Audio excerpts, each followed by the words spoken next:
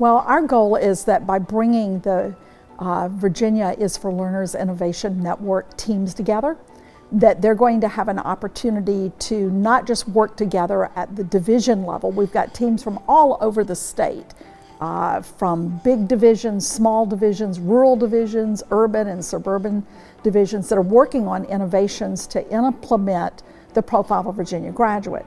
I think one of the most important things with VaLIN is the network itself.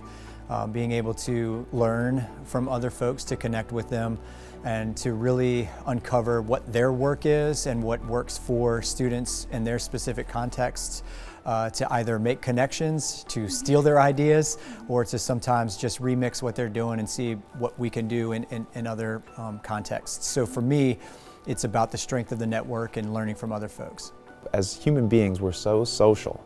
Whether we consider ourselves extroverted or introverted, we're still highly sociable beings, and connecting with people in a number of different ways is its own form of learning. It's neat to see that other schools across the Commonwealth are grappling with the same questions that we are in terms of trying to figure out ways to measure authentically the attributes that we want our students to have when they graduate from Roanoke County Public Schools. I just watch students that are not truly getting like real world experiences through, education and watching kids graduate, wanting to pursue certain careers, and we're not preparing them for that because of the way, pretty much the way our practices are. So that's inspired me to fight to change that. 5-10 years from now, we are not going to look at this as an exhausting challenge. We're going to look at this as our finest moment. And so somebody's putting some hills in front of us that shouldn't be there. We're just going to run right over those hills, and we're going to keep doing the right thing for our kids. The world that we live in looks a lot different than it did even 10 or 20 or 30 years ago. And yet our education systems look a lot of the same from when I grew up. So one of the things that people are starting to do is like youth activists are working with communities, but educators are saying, what do kids really need to know and be able to do?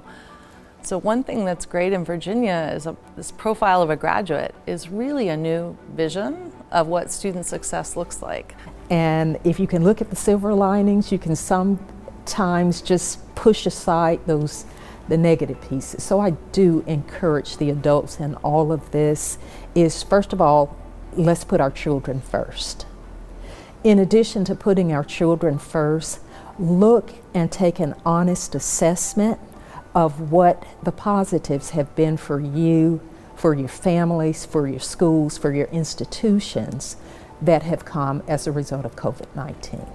I think the biggest takeaway that I've gotten from today is like going around the gallery walk and seeing that even though we're all working on different things and have different goals, it all kind of connects back to the same thing, and that's doing what's best for kids and moving kids in both their social aspects and their academic aspects of their lives. Today it felt to be in the same space with this group of educators, shoulder to shoulder, working that hard for students,